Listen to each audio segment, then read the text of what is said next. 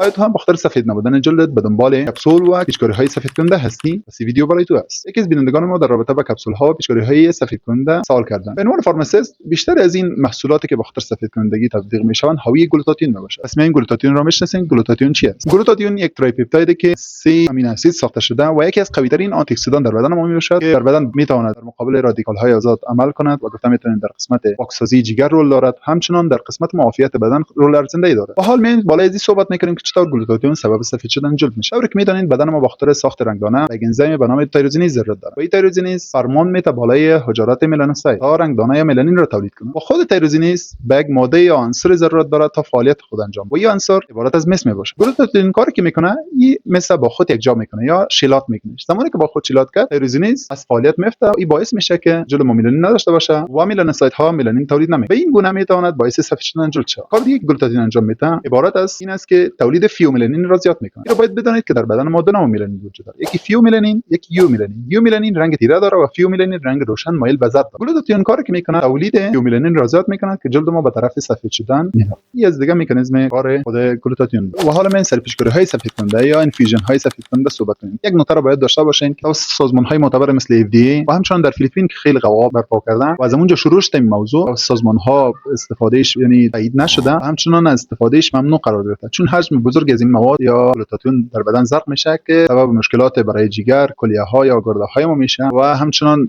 مشکلات نارسایی کلیوی یا نارسایی گرده ها که مشکل حاد است بر بدن ما وجود میاره و همچنین کار دیگه که میکنه یکی از سندروم ها یا مشکلاتی که به نام استیون جانسون است که شما میتونید سرچ کنید. یک مشکل است که گفتم میشه که قبل از خواب رو باید سرچ نکنید چون ترسناک است. مشکل بر بدن ما وجود میاره توسط یعنی شواهد مختلف وجود داره که در این قسمت سبب میشه که مشکلات بر بدن ما گلوتاتیون زرقی به وجود بیاد. یک نکته رو باید داشته باشین که کارکرد این پیچکاری ها 100% نبوده و وقتی از اینکه شما یک نتیجه بگیرین کام 100% نیست 6 الی 10 هفته ضرورت است شما باید انجام بدید و بعد از اون اگه نتیجه داد یا خیر. و یک نکته دیگه هم به نظر داشته باشین که الله متعال ملانین را به خاطر این ساخته که بدن ما را محافظت کنه چون شعاع مضری آفتاب که سبب سرطان ها و مشکلات دیگه بر جلد ما میشه بدن به خاطر محافظت از خود این رنگدانای ملانین را میسازه تا بدن در مقابل عموم مواد محافظت شده و او را دفع کنه. و اینم در نظر داشته باشین بعد از اینکه شما این زرق کردین اگر تفاوت دیدین در سطح جلدتان یعنی ولی یک چیز در نظر بگیرین که بدن دوباره حالت نرمال یا حالت قبلا انجام میداد تولید رنگدانه بود پس دوباره حالت فیزیولوژیک خود پیش میبره و دوباره اون حالت به خود میگیره که میتونه سبب تیره شدن رنگ جلد شما شه. و حالا ما سر متدهای صحبت میکنیم که میتونین شما از استفاده کنید. اون متد عبارت از استفاده از کریم ها و سرم های موضعی میباشه که شما به صورت موضعی بالای جلدتان میزنین و سبب میشه که در جلدتان تغییرات بیاد. مواد میتونه از خود محصولاتی که همین انزیم تایروزینیز